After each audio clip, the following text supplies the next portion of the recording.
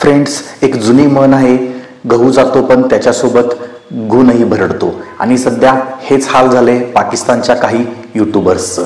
हे असे यूट्यूबर्स आहेत जे सतत यूट्यूबवर लाईव्ह येतात, बोलतात, चर्चा करतात, पण त्यांचा मोठा सबस्क्रायबर बेस कुठून येतो तर तो भारतातून. आणि जेव्हा हे लाईव्ह येतात तेव्हा त्यांचे लाईव्ह बघणारे, कमेंट करणारे, सुपर चॅट करणारे बहुतांश भारतीयच असतात. भारतीय लोकांनी तिथे का जाऊ नये यावर मी काही बोलणार नाही.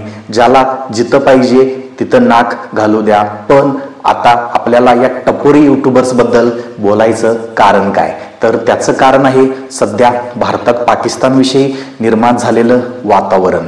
भारत सरकार सध्या काही ठोस निर्णय घेत आहे जे यापूर्वी कदाचित फक्त विचारातच करत होते या गोष्टीचा. विशेषतः जे काही पहलगाममध्ये झालं त्यानंतर सरकारनं थेट कारवाई सुरू केली आहे. बांगलादेशी आणि पाकिस्तानी नागरिक ओळखून त्यांना थेट देशाबाहेर पाठवलं जाते. आणि त्याच लिस्टमध्ये आता यूट्यूब चॅनल्सचा नंबर आलाय जे भारताविरोधात खोट्या बातम्या पसरवतात. काही चॅनल्स नावही समोर आली आहेत त्यांची. त्यातील काही चॅनल्सची नावं आहेत जशी शोएब अख्तरचे यूट्यूब चॅनल, त्यानंतर बासितचे चॅनल, समा, स्वरा, पाशा, वासी आणि इफी, अशा अनेक पाकिस्तानी यूट्यूबर्सचे चॅनल भारतात बॅन झाले आहेत. आणि मग काय, पाकिस्तानमध्ये पुन्हा एकदा घबराट निर्माण झाली आहे.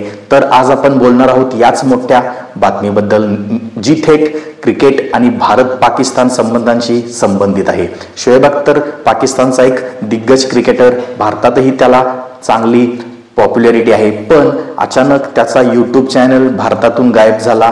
ना वेबसाईटवर दिसतो ना कुठल्या ॲपवर. जुने व्हिडिओ जरी दिसत असले तरी चॅनलची प्रोफाईलच गायब आहे. शोएब अख्तरचा यूट्यूब चॅनल भारतात इतका पॉप्युलर होता की अनेक भारतीय त्याचे व्हिडिओज बघतात. पण तोच यूट्यूब चॅनल आता अचानक दिसेनासा झाला यूट्यूबवरून. फक्त शोएब अख्तरच नाही तर राशिद लतीफ, बासित अली यांचेही यूट्यूब चॅनल्स भारतात आता दिसत नाहीत. बासित अलीने तर काही दिवसांपूर्वी सौरभ गांगुलीवर खालच्या पातळीवर जाऊन कमेंट्स केल्या होत्या. त्यामुळे या सगळ्यांचा परिणाम त्याच्यावर होतोय. प्रश्न असा आहे, हे सगळं झालं तरी का आणि कसं?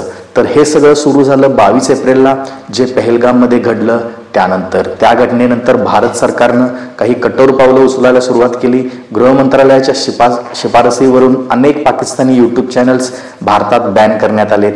सरकारचा आरोप आहे की हे यूट्यूब चॅनल्स भारताच्या सैन्याविरुद्ध, सुरक्षा यंत्रणांविरुद्ध खोट्या भडकाऊ गोष्टी पसरवत होते. यात Dawn news, ARY, Geo news, Samaa TV असे मोठे चॅनल्स होते.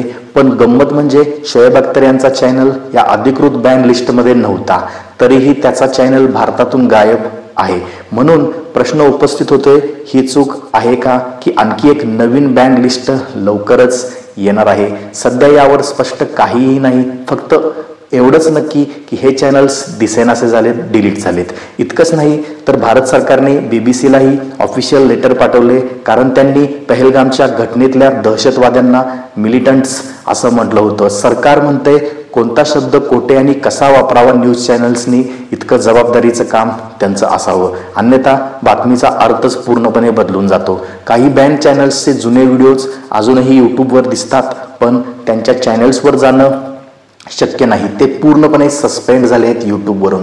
तर याचं मुख्य कारण काय? शोएब अख्तर यांसारख्या क्रिकेटरला का टार्गेट केलं जाते की हे सगळं फक्त टेक्निकल रिझन्समुळे झाले?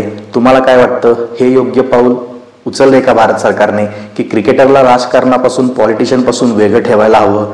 तुमचं मत खाली कमेंट सेक्शनमध्ये मला नक्की कळवा. आणि हो व्हिडिओ आवडला असेल तर व्हिडिओला लाईक करा, चॅनलला सबस्क्राईब करा आणि तुमच्या मित्रांसोबत हा व्हिडिओ शेअर करा. लवकरच भेटूया एका नवीन व्हिडिओमध्ये.